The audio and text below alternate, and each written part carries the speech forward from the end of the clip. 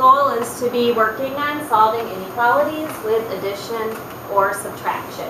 Here's an example of one of the problems we'll be working on today. Notice it's different than an equation because we have an inequality symbol. Take out your toolbox. We're going to be writing down the 3 steps and then we will be practicing to solve.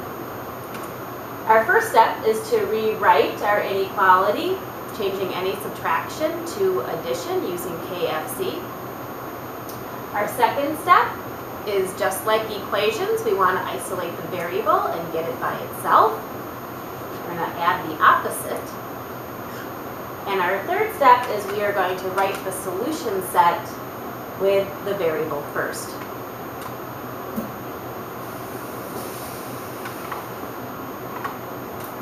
So here's a practice problem. M plus 5 is less than or equal to negative 11. When we solve inequalities, we're going to have a solution set, a set of numbers that will make the inequality true, unlike an equation where the solution only has one answer. This inequality already has additions, so our first step, changing it to addition, we don't have to worry about.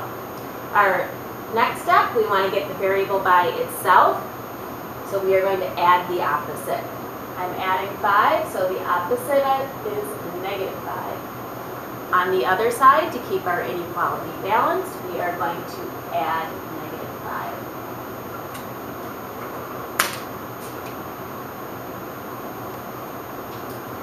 Positive 5 plus negative 5 is a 0 here.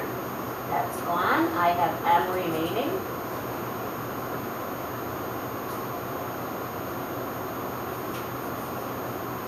Negative 11 plus negative 5, I have negative 16 altogether. Make sure that you carefully bring down your inequality symbol, making sure it remains less than or equal to, less than or equal to. We already worked on graphing the solution set, so we can see all of the numbers in the set that make the inequality true. We're also going to graph after we finish solving our inequalities. Remember, the number we have in our inequality statement, we're going to bring down and put in the center of our graph. Larger numbers go to the right. Remember, it's like the temperature being warmer. So that's going to be negative 15, negative 14. Also remember that we are counting by the same interval. In this case, I'm using an interval of 1. Getting colder or smaller is negative 17, negative 18. Above our negative 16, we're going to be drawing our circle. And then we're going to decide if we're going to color it in or leave it open. Remember, leaving it open means negative 16 is a solution that does not work. If we color it in, that means negative 16 is a solution that does work.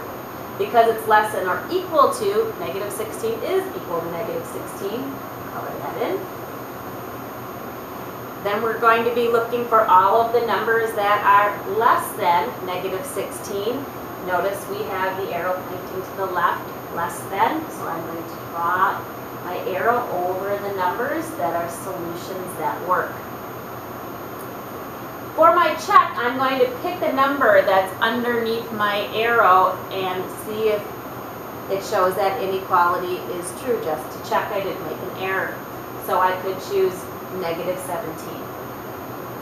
So negative 17, I'm going to use for my m. So in place of m, I'm going to write negative 17 plus 5 and see if that is less than or equal to negative 11. Combining these numbers together, I have negative 12.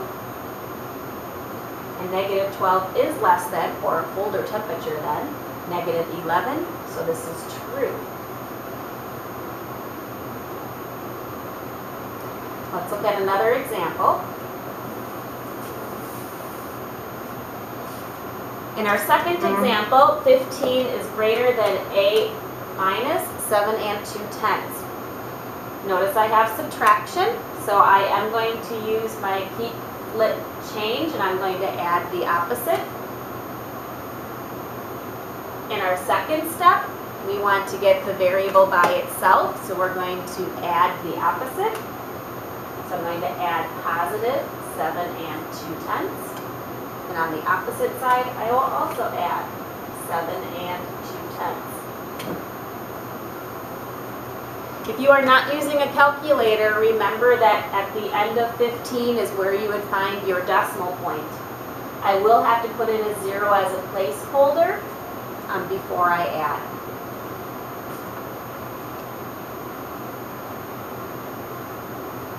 So adding the 15 plus 7 and 2/10, I have 22 and 2/10. I'm going to bring down my greater than symbol. Here I have negative 7 and 2/10, positive 7 and 2/10. Those are 0 pairs, and A is remaining. Now, the third step says we need to have the variable written first. And in this problem, the variable was on the right side of the inequality, so I'm going to have to flip around my solution set. I'm going to be writing my variable first, A. Notice it says A is the less than is pointing to it, so I'm going to flip it so it still reads less than 22 and 2/10. Notice the 22 and 2/10 is greater than 22 and 2/10 greater than. So be careful that you remember to rewrite your inequality symbol correctly. In our graph, 22 and 2/10 I'm going to be writing in the center. And I need to choose an interval to count by. You could count by whole numbers, 23 and 2/10, 24 and 2/10. You could count by a 10, 22 and 2/10, 22 and 3/10, 22 and 4/10. I am going to count by a 10, so I'm going to add on 1/10 each time.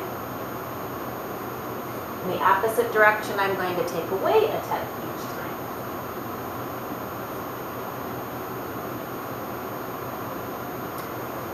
I'm going to draw my circle above 22 and 2/10. It's all the numbers that are less than 22 and 2/10 is not less than 22 and 2/10. I'm going to leave it open. I'm not going to include that as part of my solution set. All of the numbers less than 22 and 2/10, notice the arrows pointing to the left, so I'm going to draw my arrow to the left. For my check, I'm going to pick any number that's underneath my arrow here, so I'm going to choose 22. So I'll have 15 is greater than 22 minus 7 and 2/10. If you're not using a calculator, you need to line these up on the side. You will need to borrow when you're subtracting.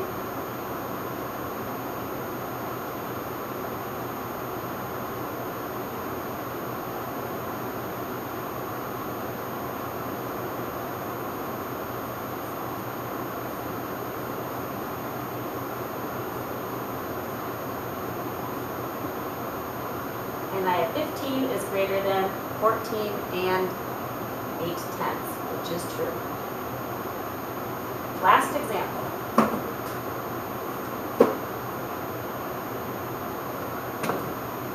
B minus 1/5 is greater than 3 and 1/10. First thing I notice is I do have subtraction, so I'm going to change to the opposite using KFC.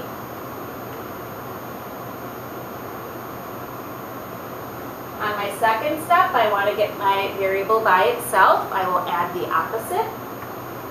So I'm going to add positive 1/5. And on the other side, I will also add positive 1/5.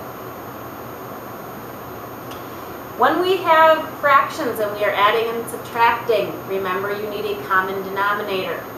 Right now, we do not have a common denominator. We have 10 and 5. I'm going to be thinking of multiples of both of those numbers. For 10, it's 10, 20, 30, 40. For 5, it's 5, 10, 15, 20. 10 is a multiple they both have in common.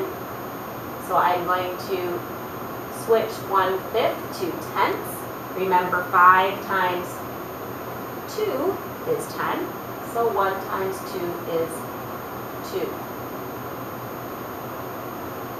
3 is my whole number. And then 1/10 plus 2/10 is 3/10.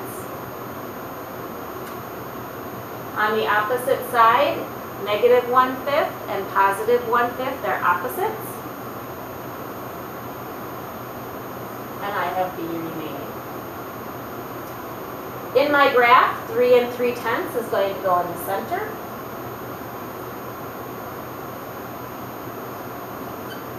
I'm going to be choosing an interval to count by. I could count by ones, 4 3/10, 5 3/10, or I could count by 1/10. 3 3/10, 3 4/10, 3 5/10. I am going to count by a 10. So 3 4/10, 3 5/10. The opposite direction, I will have 3 2/10, 3 1/10. I'm going to draw a circle above 3 3/10. It's all the numbers that are greater than 3 3/10, so it's not going to include 3 3/10. I will leave that circle empty.